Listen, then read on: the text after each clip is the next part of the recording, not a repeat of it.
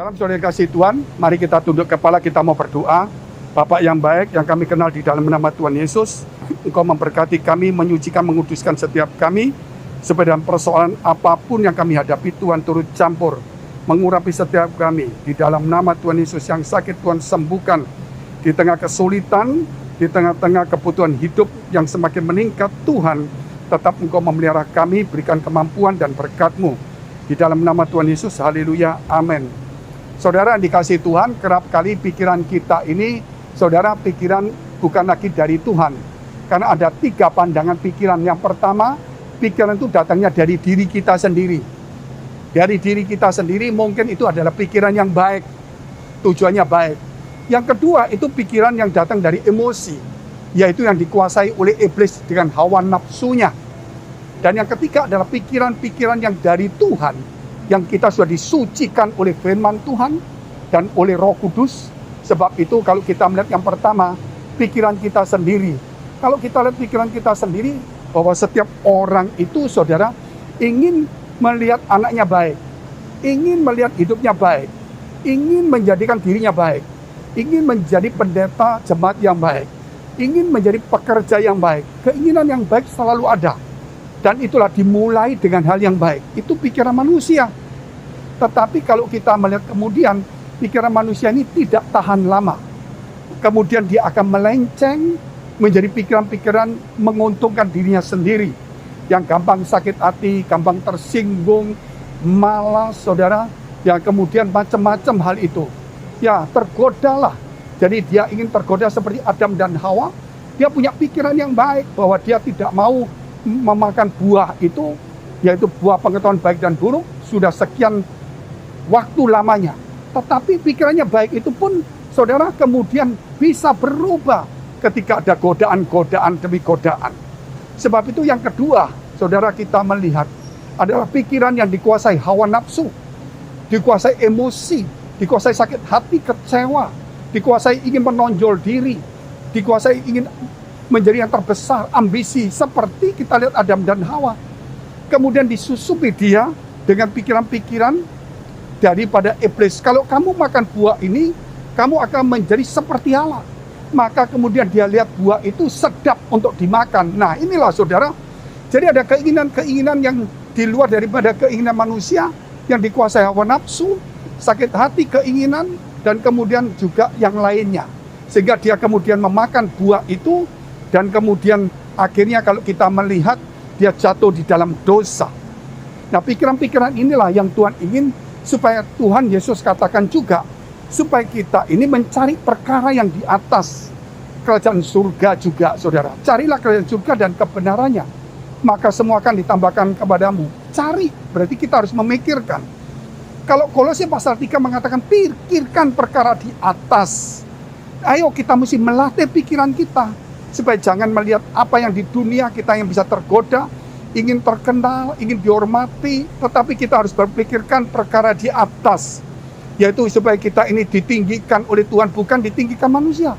Jangan mencari hormat manusia, tapi mencari hormat Allah. Dan yang kemudian kalau kita melihat kerap kali, inilah yang membuat kita menjadi salah, yaitu kita mulai terlibat, saudara, kita menjadi dosa. Kenapa? Karena pikiran kita sudah hawa nafsu. Sama seperti, saudara, kalau kita lihat Petrus, ketika dia berjumpa dengan Yesus, dan Yesus berkata bahwa dia akan menderita dan akan bangkit. Perkataannya bagus. Petrus berkata, kiranya itu tidak terjadi kepada Tuhan. Tetapi ini pikiran, saudara, bukan pikiran Petrus, walaupun kelihatannya bagus. Tetapi ternyata adalah pikiran daripada iblis. Sehingga Yesus tidak menegur Petrus secara pribadi, tetapi menegur iblis yang ada pada Petrus. Dan berkata, "Inyalah iblis, karena kamu memikirkan apa yang dipikirkan manusia, bukan apa yang dipikirkan oleh Allah."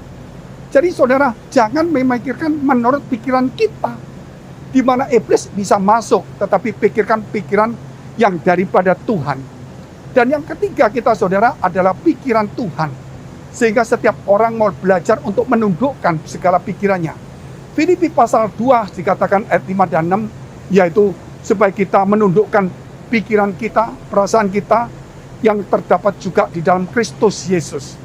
Berarti saudara, kita menyerahkan, menundukkan diri kita, yaitu pikiran dan perasaan kita kepada Kristus Yesus.